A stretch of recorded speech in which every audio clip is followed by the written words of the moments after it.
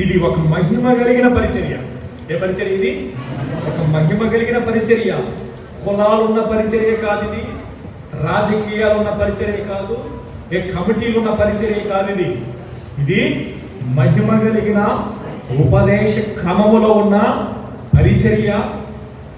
ఉపదేశ క్రమంలో ఉన్న పరిచర్య, మెల్కిసెదెక్ క్రమంలో ఉన్న పరిచర్య, సమర్పణ కలిగిన సేవకులు కలిగిన పరిచర్య, ప్రార్థన పరులు ఉన్న పరిచర్య, ఆత్మ సంబంధమైన పరిచర్య, ఆత్మానుసారులున్న పరిచర్య. ఈ పరిచర్యలో ఉన్న మనము, ఈ సంఘములో ఉన్న మనము ఏ రోజు ధైర్యపడకూడదు. ఈ పరిచర్యలో స్తోత్ర ప్రార్థనలో మీకోసం సేవకులు ప్రార్థన చేస్తారు, విజ్ఞాపన ప్రార్థనలో మీకోసం సేవకులు ప్రార్థన చేస్తారు.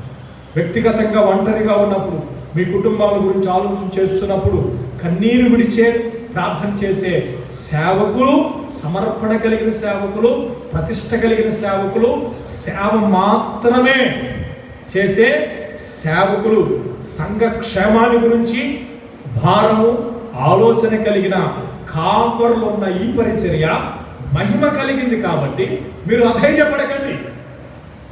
మీకోసం మేము ప్రార్థన చేస్తున్నాం, మీకోసం మేము కృతజ్ఞతాస్తుతులు చెల్లిస్తున్నాం, మీ గురించి మేము ఆలోచన చేసి తండ్రి దగ్గర విజ్ఞాపన చేస్తున్నాం. కాబట్టి మీరు అధైర్యపడకండి.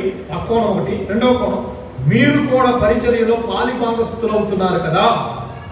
మీరు చేసిన పరిచర్య, మీరు చూపిన ప్రేమ పరిశుద్ధులకి